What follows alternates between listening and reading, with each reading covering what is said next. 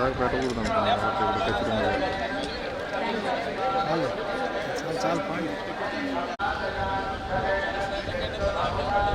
నా వచ్చాను.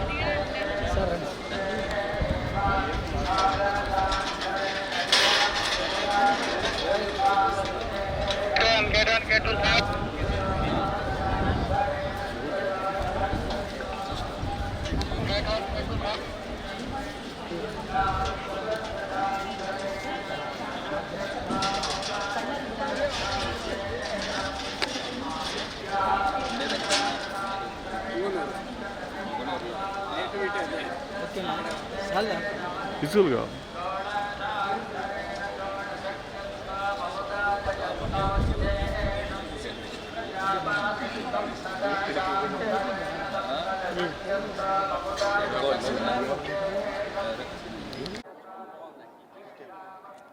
దేవాది దేవుడు కలియుగ వైకుంఠుడి యొక్క ఆశీస్సులు ప్రజలందరిపైన ఉండాలి.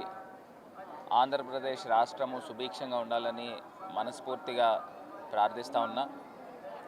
ఆంధ్రప్రదేశ్ రాష్ట్రానికి జగన్మోహన్ రెడ్డి గారు మరొకసారి ముఖ్యమంత్రిగా రావాలని, ఆంధ్రప్రదేశ్లో ఉన్న పేద ప్రజల యొక్క బాగోగులు చూడాలని మనస్ఫూర్తిగా కోరుకుంటున్నాను. ఇవాళ తిరుమలలో చూస్తే సామాన్యమైన భక్తులకి సుమారుగా 24 గంటలు దాటి 36 గంటలు ఎదురు చూసే పరిస్థితులు వస్తూ ఉన్నాయి. ఇక్కడున్న టీటీడీ అధికారులు కూడా చూస్తే చంద్రబాబు నాయుడు గారు వాళ్ళ కుటుంబము వాళ్ళ అన్యాయుల యొక్క సేవలు చేసుకోవడం సరిపోతూ ఉంది. సామాన్యమైన భక్తుల పరిస్థితులు ఎంత దారుణంగా ఉన్నాయో ఒక్కసారి ఆలోచన చేయమని కోరుతా ఉన్నాను. మా బోటి వాళ్ళకే ఇంత ఇబ్బందులు పడతా ఉన్నామని అంటే సామాన్యమైన ప్రజలకి పరిస్థితులు ఏ రకంగా ఉంటాయో ఒక్కసారి ఆంధ్రప్రదేశ్ రాష్ట్ర ప్రజల్ని గమనించమని కోరుతా ఉన్నాం. ఇవాళ ఒకటే అంశం చెప్తా ఉన్నాం. 7వ మైల్ రాయి దగ్గర తిరుపతి కొండ తిరుమల వచ్చేటప్పుడు ఆంజనేయ స్వామి పెద్ద విగ్రహం ఉంటుంది. దాని కిందన ఉత్సవమూర్తి అందరం కూడా మనం మెట్లెక్కినప్పుడు పూజలు చేస్తూ ఉంటాము, సింధూరము పెట్టి నమస్కారాలు చేస్తూ ఉంటాం. మరి అలాంటి విగ్రహాన్ని మాయమైంది అని అంటే అసలు ఈ ప్రభుత్వానికి ఒక విజిలెన్స్ అంటూ ఉందా అని అడుగుతా ఉన్నాం. ఎందుకంటే తిరుమల కొండ ఎక్కినా దిగినప్పుడైనా కానీ కొన్ని ప్రధానమైన ఉత్సవమూర్తులు ఉంటాయి. భక్తులకి మనోభావాలకి సంబంధించిన అంశాలు ఎన్నో ముడిపెట్టి ఉంటాయి. నేను అడుగుతా ఉన్నా, అసలు విజిలెన్స్ అనే డిపార్ట్మెంట్ పనిచేస్తుందా అని అడుగుతా ఉన్నా. అసలు నాకు అర్థం కావట్లే. ఇక్కడ ఉన్న ఆంధ్రప్రదేశ్ రాష్ట్ర యంత్రాంగము తిరుమల తిరుపతి దేవస్థానం అని అంటే గతంలో అపచారం జరగకపోయినా కొంతమంది వచ్చి మెట్లు గడిగిన పరిస్థితులు కనబడుతూ ఉన్నాయి. నేను ఇప్పుడు అడుగుతా ఉన్నా, ఇంత అపచారం ఆంజనేయ స్వామి యొక్క విగ్రహము ఉత్సవమూర్తి ఎవరో దుండగుడు ఎత్తుకెళ్ళిపోయాడని అంటే ఈ పురాతనమైన విగ్రహాలకి ఎంత ప్రాముఖ్యత ఉంటుందనేది ముందర ఫస్ట్ అధికారులు తెలుసుకోండి. ఇలాంటి ఘటన పునరావృతం కాకుండా చర్యలు తీసుకోండి. ఇది ముమ్మాటికి కూడా ఈ ప్రభుత్వం యొక్క వైఫల్యంగా పరిగణిస్తూ ఉన్నాము. అదొకటే కాకుండా సామాన్యమైన భక్తులకి సౌకర్యాలు కల్పించండి. గతంలో మా ప్రభుత్వం ఉండేటప్పుడు సామాన్యమైన భక్తులు ఇక్కడికి వచ్చి నివాసం ఉండేవారు. పైకి వచ్చి ఇక్కడ రాత్రి పూట స్టే చేసి ఉదయము దర్శనం చేసుకున్న పరిస్థితులు కల్పించేవాళ్ళం. కానీ ఇప్పుడు సామాన్యమైన భక్తులు ఉదయం తెల్లవారుజామున బయలుదేరి కిందన ఉండి పైకి వచ్చి దర్శనం చేసుకుని మళ్ళీ మధ్యాహ్నం కిందకి వెళ్ళే పరిస్థితులు కనబడుతూ ఉన్నాయి. అసలు ఈ యొక్క వ్యత్యాసం గమనించి మనం కోరుతా ఉన్నా. మరి హిందూస్కి ఛాంపియన్స్ అని చెప్పుకుంటున్న ఈ ప్రభుత్వాలు ఏం చేస్తూ ఉన్నాయి అనేది ఒక్కసారి ప్రజలను గమనించమని మరి కోరుతూ, ప్రజలకి అసౌకర్యం కలిగించకుండా ఈ ప్రభుత్వము చర్యలు తీసుకోవాలి. విఐపి కల్చర్ని తగ్గించి మీరు సామాన్యమైన భక్తులకి అందరికీ కూడా దర్శనాలు వచ్చిన ప్రతి భక్తుడికి కూడా దర్శనాలు కల్పించాల్సిన బాధ్యత టీటీడీ ఈఓ చైర్మన్ కూడా నేను పెద్దగా ఆయన గురించి చెప్పక్కర్లేదు అనుకుంటా, ఆయన యొక్క వ్యవహార శైలి గురించి. అయినప్పటికీ కూడా ఈ ప్రభుత్వం రాష్ట్ర ముఖ్యమంత్రి పైన బాధ్యత ఉంది. ఇలాంటి ఘటనలు పునరావృతం కాకుండా చూసుకోవాల్సిన బాధ్యత మీ పైన ఉంది. సామాన్యమైన భక్తులకి అందరికీ కూడా దర్శనాలు చేయించి ప్రసాదాలు ఇచ్చి కిందకు పంపించాల్సిన బాధ్యత రాష్ట్ర ముఖ్యమంత్రి పైన ఉందని కూడా ఈ సందర్భంగా తెలియపరుస్తుంది. ధన్యవాదాలు. ఈరోజు రాజమండ్రి నుంచి మా పార్టీ నాయకులు భరత్ గారు ఇక్కడికి ఇచ్చేశారు.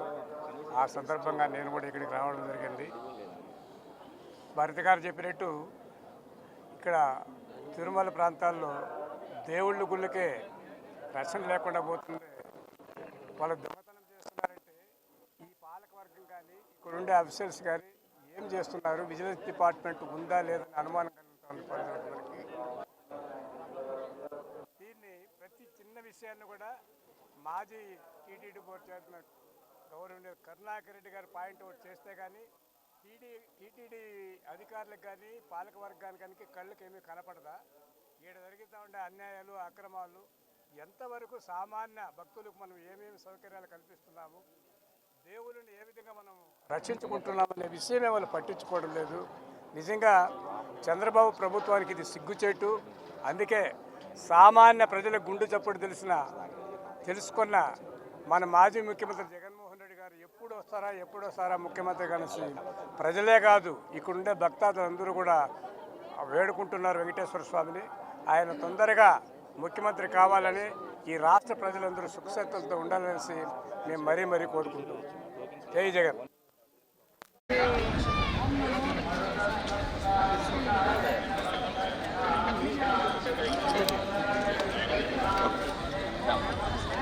ఇప్పుడు దాకా పెట్టకూడదు అనుకున్నాను. ఇక్కడ ఖచ్చితంగా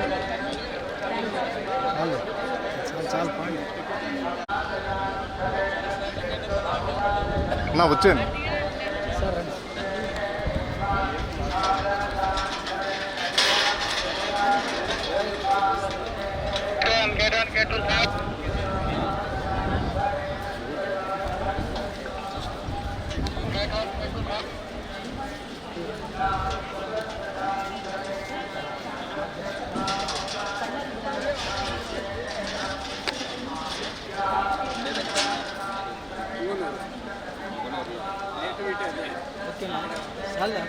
విజువల్గా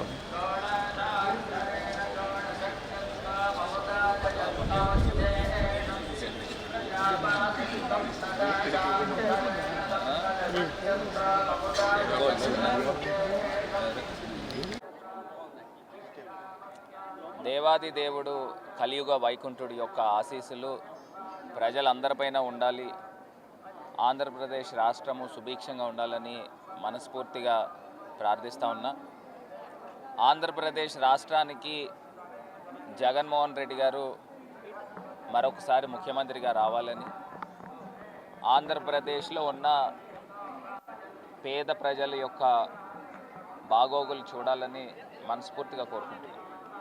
ఇవాళ తిరుమలలో చూస్తే సామాన్యమైన భక్తులకి సుమారుగా 24 గంటలు దాటి 36 గంటలు ఎదురు చూసే పరిస్థితులు వస్తూ ఉన్నాయి.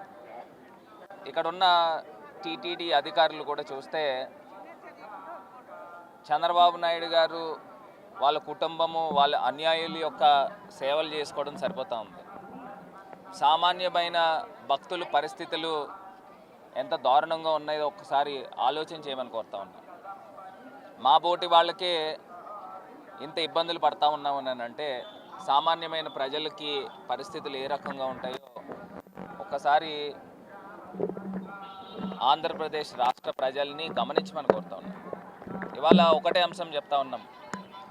7వ మైల్ రాయి దగ్గర తిరుపతి కొండ తిరుమల వచ్చేటప్పుడు ఆంజనేయ స్వామి పెద్ద విగ్రహం ఉంటుంది. దాని కిందన ఉత్సవమూర్తి అందరం కూడా మనం మెట్లెక్కినప్పుడు పూజలు చేస్తూ ఉంటాము, సింధూరము పెట్టి నమస్కారాలు చేస్తూ ఉంటాం. మరి అలాంటి విగ్రహాన్ని మాయమైంది అని అంటే అసలు ఈ ప్రభుత్వానికి ఒక విజిలెన్స్ అంటూ ఉందా అని అడుగుతా ఉన్నాం. ఎందుకంటే తిరుమల కొండ ఎక్కినా దిగినప్పుడైనా కానీ కొన్ని ప్రధానమైన ఉత్సవమూర్తులు ఉంటాయి. భక్తులకి మనోభావాలకి సంబంధించిన అంశాలు ఎన్నో ముడిపెట్టి ఉంటాయి.